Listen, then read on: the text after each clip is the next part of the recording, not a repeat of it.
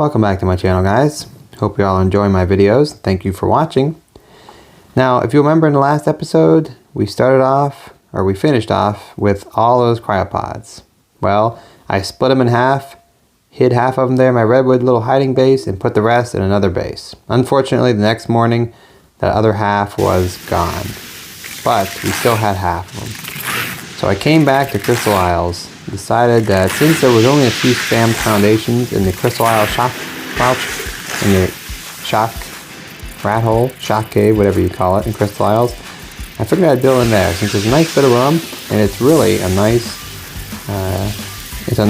cave to build in because of the shock feature. Slows you down. So there wasn't much in there, just a few foundations.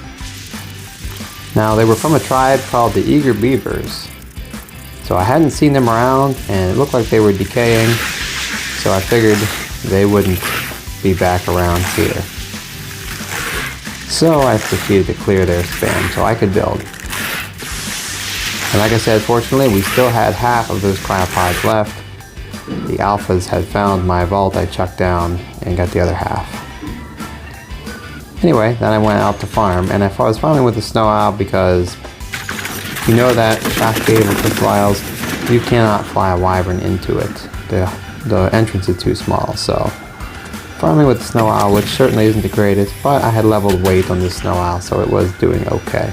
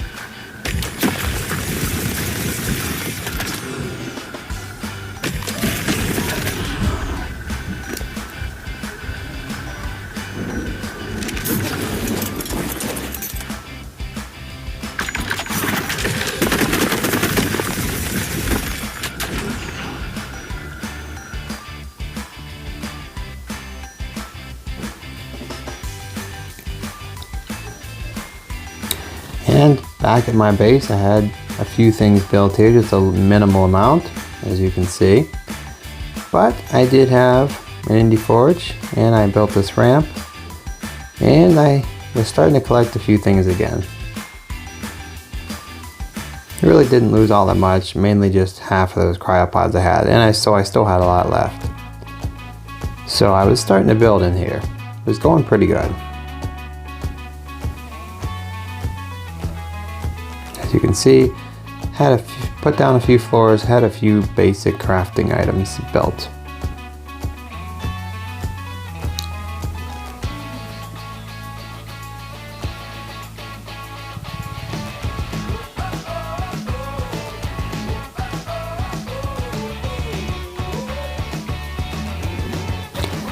Then I was continuing my farming.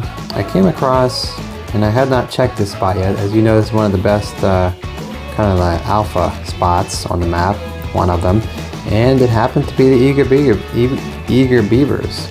Sorry. So that's the tribe that had that spam in that cave, so hopefully they weren't going to bother me over there.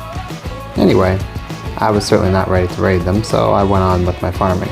Came across a low-level Giga in the desert, so I let it into the ocean because I had hoped a high level would spawn when this one drowns. And went back to farming.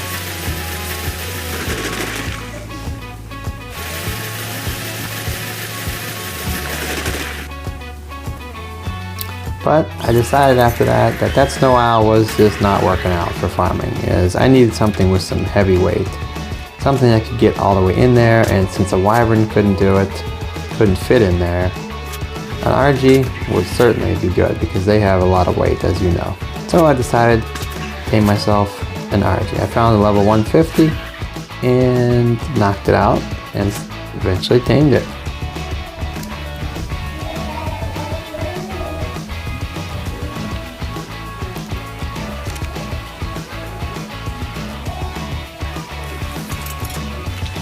Then I found a mate, level 145, which had pretty good stats as well, a little better weight actually. So I tamed that one as well. Had myself a pair of RGs, and I could really do some farming then. Then, within a little while, I had a lot better of a base going. It was really coming together nice. Had a nice crafting section, had a lot of things cooking up in the industrial forge. So yeah, even had some of my tames out breeding. Started a few things.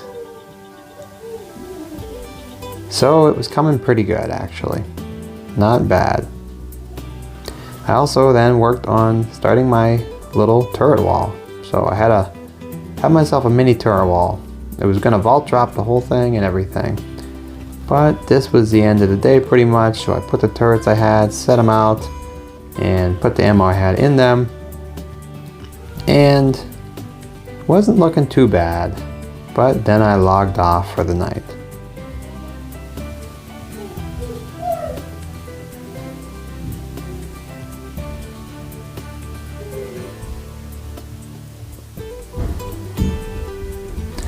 Next day when I logged on to check, I had just flown out of my base, everything looked good, but then I had seen a wyvern right here. Right when I came out, flew up high, I saw that wyvern down there. And by this time I was pretty sure he had seen my base or had seen that I was building in there. Because he wasn't simply flying by, so he knew I was there. I figured, well, if he's just gonna fly around down there, I'm gonna find myself a little ledge up here. I don't think he knew I was here. And I did have a sniper rifle, just a primitive one, but still, I thought, let me see what I can do from up here. So I wasn't really prepared PvP, but I did have a sniper rifle, and he had landed then, just sitting there, maybe waiting for a friend. So I figured, well, let me see what I can do.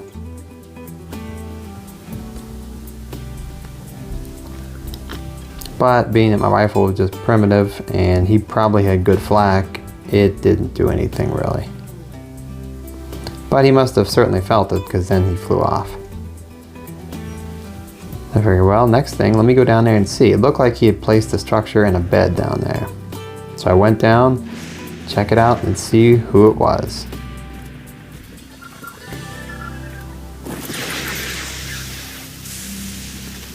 The tribe I was unfamiliar with at the time, but I decided I may as well destroy their bed because if they placed a bed, likely they were going to try to raid me.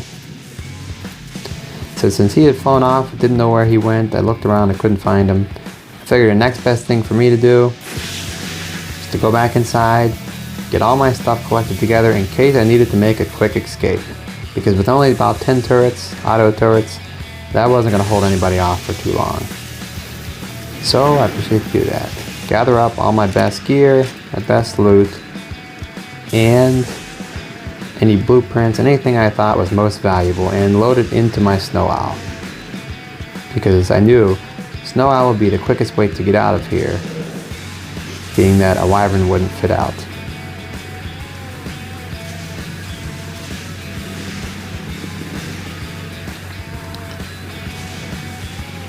I also cryopoded all of my tames and took all of my cryopods and all my eggs.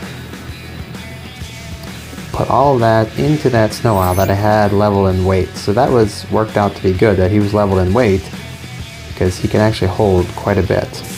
So I pretty much took everything of value. I really did take everything of value besides some basic resources that were there. My plan was to load my Snow Owl and go back out and see what I could do if they were back yet. But by the time I got back up there, as soon as I was done with that, in those few minutes, they were already up there coming in. I had a velo there to try to hold them off as well. They were sniping my velo, they had a turtle out, and now there was a mana there as well. There was two of them.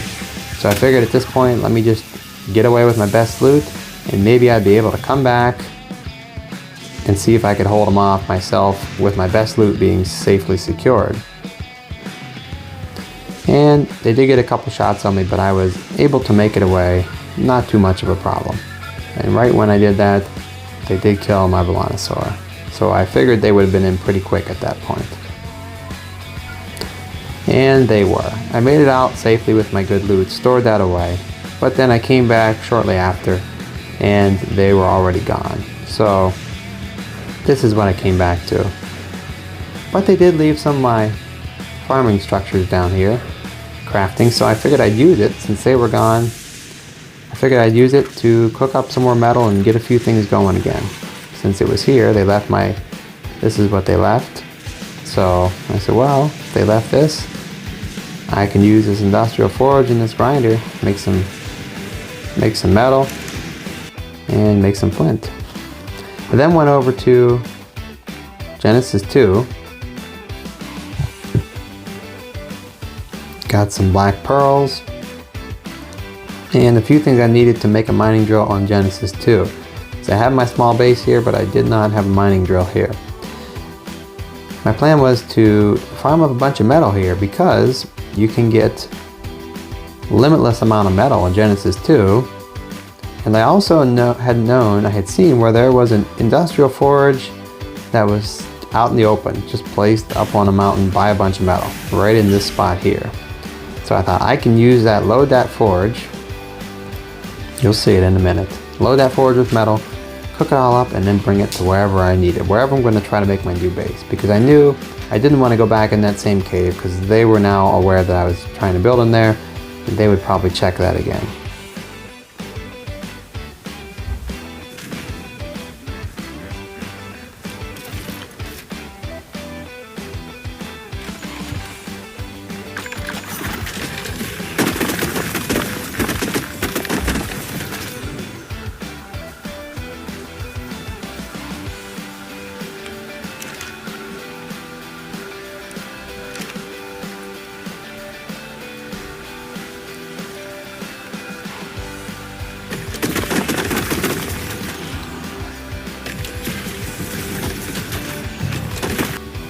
With all those things, the metal I had crafted up on my base on Genesis 2, I made some structures, as you can see. Some cliff platforms, generators, some wiring, some metal foundations, and I proceeded to come over to a little rat hole / cave I had known about on Genesis 1. And fortunately for me, no one had built in there at all. There was nothing in there, no spam, nothing.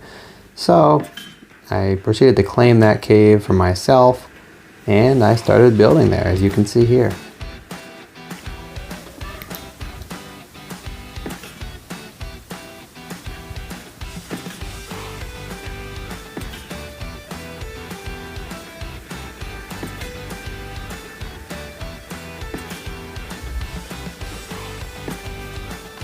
And this is what I had up by the end of the first day. Had a mini death wall, or mini turret wall, as you can see, with some autos, and just starting to build my turret wall there, but that would keep somebody out for a few minutes anyway. And then I'll just give you a brief tour of what I had going inside. Had an ammo box here, just a basic refrigerator with my eggs and things that I had brought over, and my generator powering my turrets, of course. Down the ramp, I pretty much had nothing yet, but this is where I was going to build my main crafting area. So, like I said, I had the items needed from Genesis 2, and I proceeded to place them down.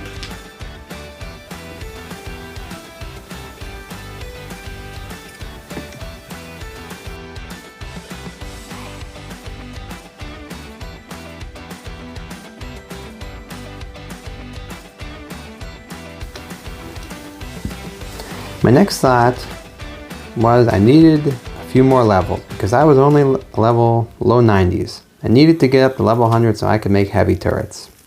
And one of the best ways to level up quick was to do the mission Hunting by Moonlight on Genesis 1. And since I had the equipment I needed, I proceeded to do that on easy level. In case you guys didn't know, that's a good way to level up. You can get a lot of levels quick, especially if you grab a glitch right before you kill the Giga. That is the mission. You're hunting a Tech Giga and some Brute Rexes. So it can be a little scary, but if you know how to do it, it's a really good mission. Not too hard, on easy level. A shotgun was all you need. Just a regular, even a primitive shotgun will work on Gamma level. You can kill the Giga pretty quick. But I actually had a decent shotgun as well as a Velonosaur, so this was not going to be hard. And this should give me the levels I need to get up to level 100.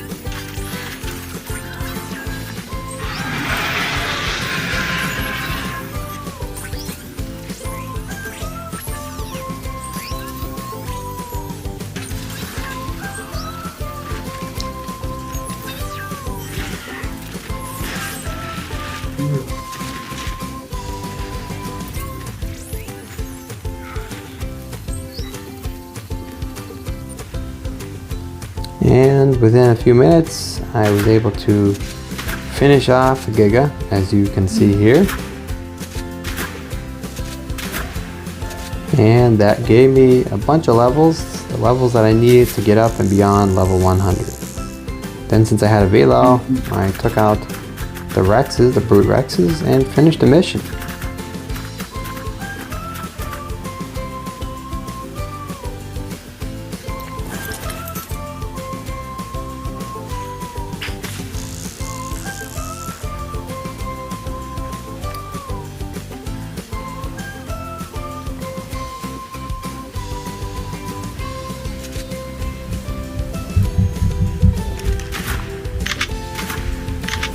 And we had the mission done. We got a few decent things as well as a tech rifle, which would come in handy later.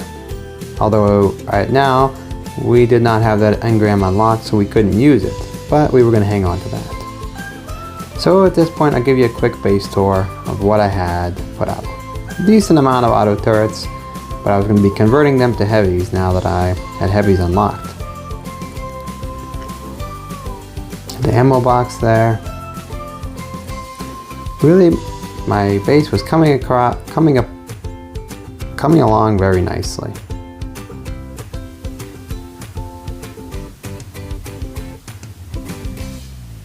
I had piped down water because there is a spot you can get water up there, so that I could have an industrial cooker.